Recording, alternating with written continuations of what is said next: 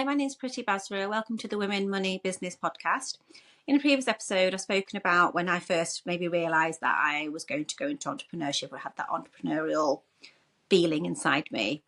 And during the process of creating this podcast series, I wanted to just sort of take a deep dive into the lives of my parents and their journey in entrepreneurship.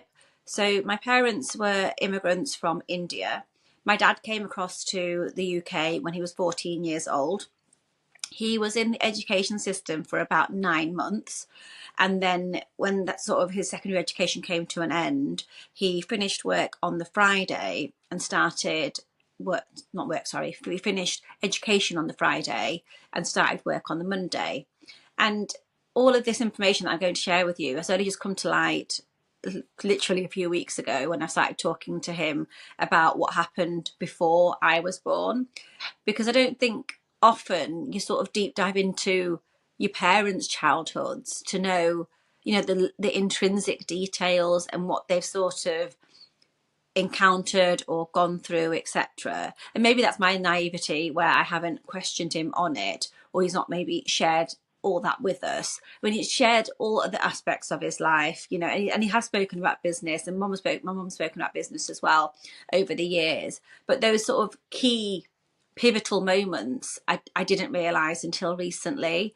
And the most shocking thing for me was that the feelings and that he had, and the drive and the ambition and the want for sort of wanting better and just believing that he could do anything he puts his mind to is just like a mirror image of me. And he's not taught me that, he's not sat me down and said, you need to do this, you need to do that. Which makes me think, is it within me, or have I learnt it subconsciously, or is it amalgamation of the two, or is it genetic? So like I say, when he told me he left education on the Friday and started work on the Monday, I was just like, what? Why? And he said that he had been to a funeral previously. This is like in the 1960s, 70s. Yeah, late 60s, early 70s. And he'd been to a funeral, and at the funeral, he had seen people turn up, and they were in Rolls Royces and a car called a Stag. Apparently it was a really good car at the time. And he said the clothes that they were wearing, the cars they were driving, the building that they were in, like the house that they were going into, because it was somebody from his village that he knew and they'd passed away. And that's how he sort of came to be at the funeral. And he said that when he saw all of this as a young teenager, teenager in his sort of 16 at the time, he felt like he wants that. Like he wants to drive those cars, he wants that house, he wants the clothes that they're wearing, like he wants that. He was aspiring to be them. And again, it just blows my mind, like when he's been telling me this recently, and I'm just like, I can't believe that you did this at such a young age, and you just knew you wanted better. And whether that's got to do with him coming from poverty when he's come from India and he's been given opportunities in the UK. But bear in mind, he didn't speak any English. He had to learn English, like when he was on the job. He had to sort of hit the ground running. And it just blows my mind that, that he had that sort of drive and ambition. But at the same time, I just think, like, I'm so like him. Like, it's ridiculous. And it's not even taught me it, like, step by step. I just feel it within me. So we started work at the age of, like I say, 16, finished school on Friday, started work at a car garage as an apprentice. And the guy that owns a car garage has seen something in him and realised that, he's probably a keeper in terms of his work ethic and his level of intelligence. So Dad then said to the manager after a few weeks that I want to do a course, like I want to learn more basically about like sort of how to repair cars and things. And the manager didn't agree to it because Dad's view is that the manager saw that Dad had potential, and that if he did a course and learned how to do cars himself or repair cars himself, he would then go on to set up his own garage. And things were really tough in terms of finances for my dad at the time. He hadn't met my mum yet, I don't think. And well, no, I didn't, because he was 16, sorry. Yeah, so he hadn't, like, so marriage was way off. Like, he met my mum like 10 years later, maybe.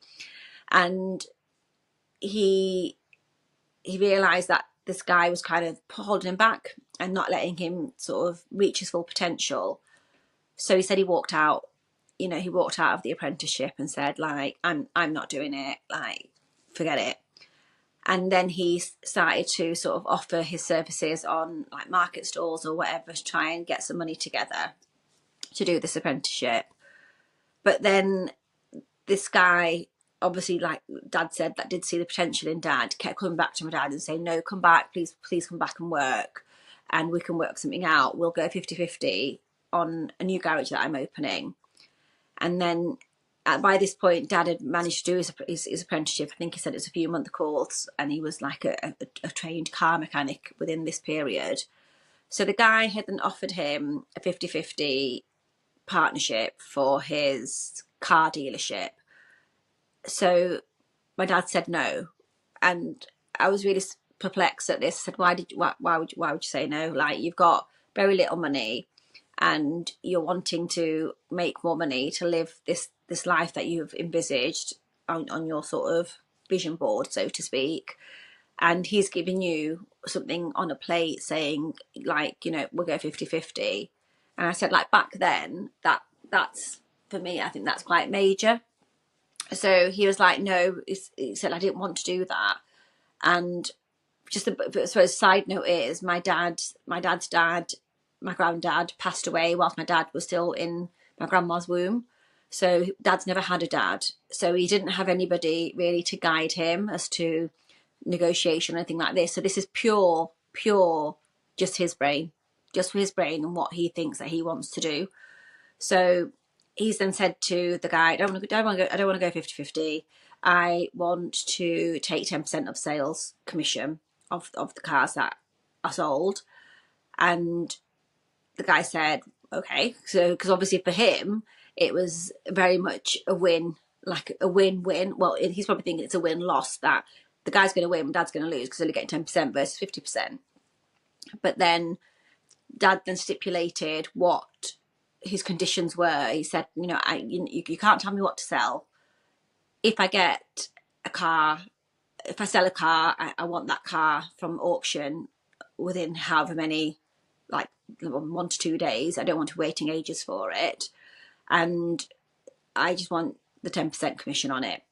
So, because Dad didn't want to be tied in with this guy, because he said he knew from his gut feeling he's not the most like trustworthy of guys, maybe. That's probably the best word to use.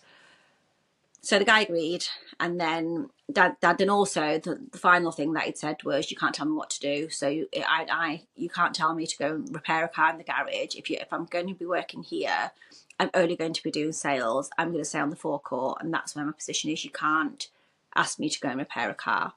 And so if you do, I'm walking. And like, to me, it's baffling that as a teenager, talking to a guy is probably like at least 10-15 years older than him, and being so firm with like, these are my requirements, this is what I want you to do, this is what I'm going to get out of it. Like, the negotiation tactics are just phenomenal in my opinion at such a young age, and they are self-taught. I can't, just mind blown. So Dad said within the first week, I think is on average, he asked the guy what he average sales on a weekly basis, and he said like £1,000 a week on a really good week. And Dad was like, okay, that's fine. And his dad said in the first week he made him £6,000, and then obviously he got 10% of that. And then the following week he upped it to 8,000, and then 10,000. So I was like, hold on a minute.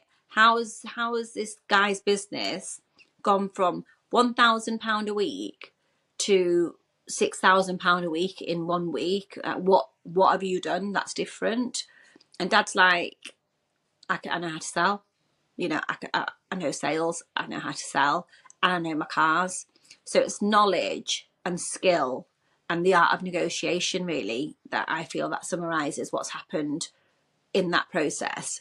So, but Dad had a target of how much money he needed, I think, to buy a house at the time. I think he needed £6,000.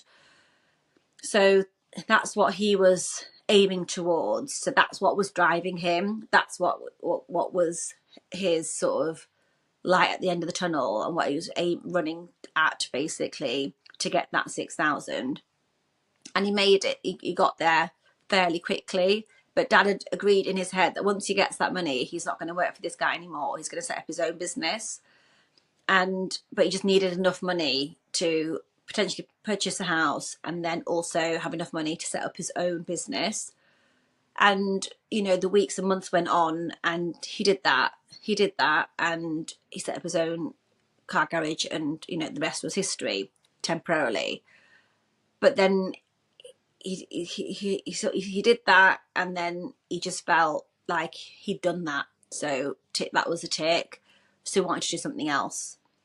And then he looked at people that he knew in his network. That wasn't a formal networking, but then people that he knew, the guys at the house that he went to for the funeral, those guys then offered to support him to go into the shoe industry. So he started off with a market stall, and then this is round about the time, it's probably 15, 20 years on from the car situation, and he supported him with opening his first market stall. Then he went on to having multiple stalls. Then he went on to having a warehouse in terms of producing the goods. So rather than buy it from the wholesaler and then retail it, he wanted to be the wholesaler. And I was saying to him, like, what was guiding you to do all of this? And he was like, me. I did it, you know. He said, I just knew every 6 months I need to step it up. Because if I want that Rolls Royce, if I want those clothes, if I want that house, I need to just level up each time. But I'm like thinking, you're like in your early 20s, like with no financial education and no leadership guidance, mentoring, coaching, none of that. This is all you.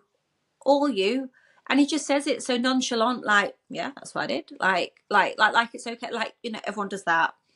And I just saw so many parallels with my life when he was telling me, like, even to now, like, it blows my mind that he's done all of that, because I haven't done the levels that he's done in terms of, I suppose, the enormity of his situation is much greater than mine, because I do have an education. I do have the privilege of advantage of being, you know, within certain networks. I have a profession, you know. He had nothing, like absolutely nothing. He couldn't even speak English. And then to have multiple market stalls, to then go on to have your own factory, to produce wholesale, to then, I just, you know, but then I just think, like my husband always says, like, why can't you just be happy at this level? Like, why can't you just be like, I've done that's enough now? But I'm not, like, genuinely, I'm not. So as you probably will know, if you've listened to my previous podcasts, I am an optician. I've sort of worked in various hospitals over the years. I've then gone on to buy my own practice, and then that was interesting, let's say. So I've been doing that for almost 10 years now. I've been in business for 10 years. And then a couple of years ago, I wanted to open another business, which is what I did. And I sort of grown that as much as I want it to grow, if that makes sense, to fit my lifestyle. I've also got a travel business, which I sort of trained myself up in lockdown. I did also in lockdown have a sweets business, and that was just sort of seeing that there was a gap in the market, and I made good money, you know, from that during lockdown. And it wasn't just about the money for me; it was more sort of mental health side of things, because I couldn't work. And so I've had like 4 businesses in the space, I said, over the past 10 years. And like when Dad was telling me these things like a few weeks ago, I was just thinking, it's not an accident that I'm doing this. It's not an accident that I'm feeling these things. And even like when I'm looking at my brother, like he's got his own business, he's done certain things where I just think like we haven't been formally told by our parents you should do this. We've just it's either genetic, it's learnt behaviour, subconscious behaviour, I don't know. But it just blows my mind, you know, that this has happened and here we are. And like when then he's rewinding the clock back to like 50 years ago, 60 years ago, what we're doing now, like me and my brother are doing now, is what he was doing 50, 60 years ago. And back then, all he wanted was for his children to be educated and have an education, have a degree, because having education for an immigrant family is so special, because I believe the mindset is no one can take that away from you. If you've got a degree, you have got a degree. You know, you have got a degree. If you've got a job and you get fired, that's it. You've not got that job anymore. If you've got a degree, you've got a vocation. And now, the way the world's changing, I find in terms of entrepreneurship, and it's such an amazing time, I think, to be an entrepreneur, because the entrepreneurs that I'm seeing are just younger and younger and younger. And that really excites me, because I just think, do you know what? You guys go for it, because this is your time. But then the full circle of it is that our parents, as immigrants from India, wanted our children to be educated and have really good jobs or powerful jobs. But then now the entrepreneurs are the ones that sort of are breaking through glass ceilings and actually bringing that vision board to life.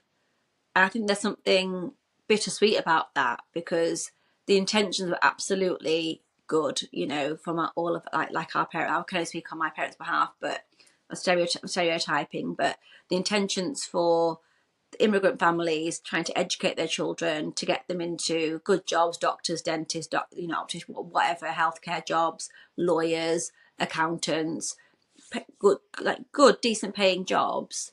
But really the real money and the real freedom is in entrepreneurship. And I just think it is bittersweet, but there's no better time like the present. Like, you could be an entrepreneur when you're 15, you could be an entrepreneur when you're 50.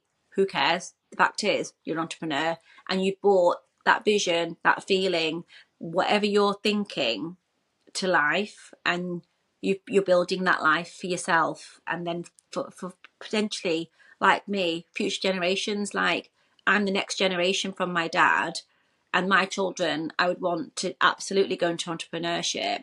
I'm an accidental entrepreneur. That's what I brand myself as, because everything's an accident. Trust me, guys, it was absolute accident.